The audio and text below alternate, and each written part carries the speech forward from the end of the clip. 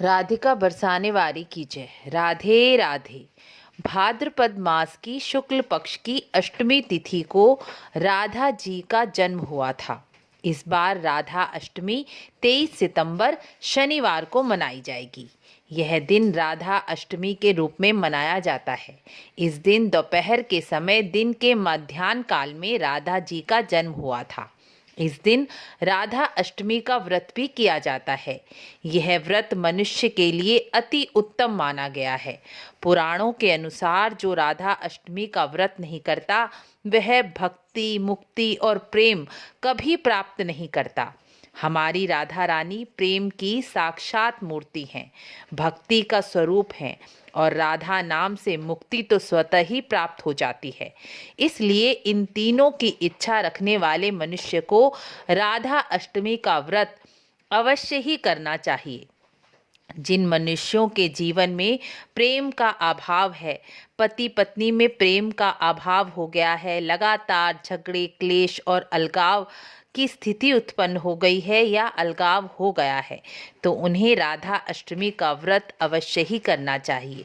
जिनके घर में ठाकुर जी की सेवा पूजा होती है, जिन्होंने ठाकुर जी का उत्सव मनाया है अर्थात जन्माष्टमी मनाई है, व्रत किया है, उन्हें तो राधा अष्टमी का उत्सव और व्रत अवश्य ही करना चाहिए।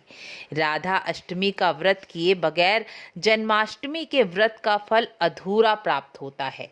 जन्माष्टमी के व्रत का पूर्ण फल तभी प्राप्त होता है जब राधा अष्टमी का व्रत और उत्सव मनाया जाए। यह शास्त्रों में कहा गया है।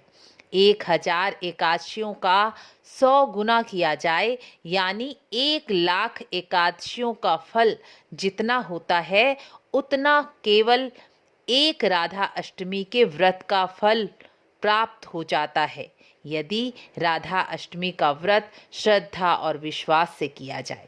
राधा अष्टमी के दिन व्रत करने वालों को प्रातः स्नान करके राधा जी को सुगंधित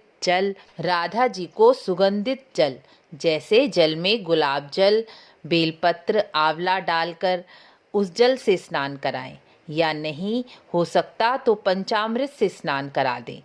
राधा जी का विग्रह आपके पास नहीं है तो ठाकुर जी और राधा जी को एक तत्व मानकर ठाकुर जी को स्नान कराएं, या आपके पास राधा कृष्ण का चित्र है तो राधा जी को सांकेतिक स्नान कराकर अर्थात जल के छींटे लगाकर स्नान की विधि पूरी करें।